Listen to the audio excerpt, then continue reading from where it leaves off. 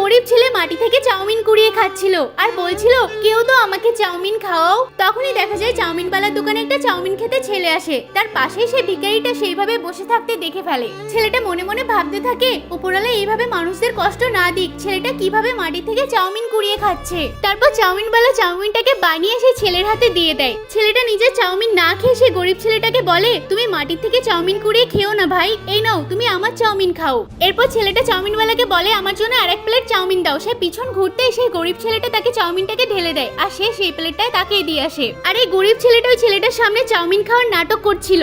তখনই চাউমিনওয়ালা ওই গরিবটাকে ইশারা করে। গরিবটা ছেলেটার পাশে গিয়ে হুট করে চাউমিনটাকে নিচে ফেলে দেয় আর তার কাছে ক্ষমা চায়। ছেলেটা বলে থাক থাক ক্ষমা চাইতে হবে না। তখনই সে চাউমিনওয়ালাকে বলে আরেক প্লেট চাউমিন দাও। আর এদিকে গরিবটা সমস্ত চাউমিন কুড়িয়ে চাউমিনওয়ালাকে দিয়ে দেয় আর সে সেই চাউমিনটা বালতির মধ্যে ধুয়ে সেটাই আবার রান্না করে সেই ছেলের কাছে দিয়ে আসে। আর ছেলেটা এদিকে খুব মজা করে চাউমিনটা খেয়ে নেয় আর তারপর চাউমিনওয়ালাকে 3টে চাউমিনের টাকা দিয়ে আসে। চাউমিনওয়ালা সেই গরিবকে অর্ধেক টাকা দিয়ে দেয় আর বলে আবারও একটা মেয়ে আসছে, নে নে তুই নিজের কাজে লেগে পড়, ওই মেয়েটাকেও ফাঁসাতে হবে তো।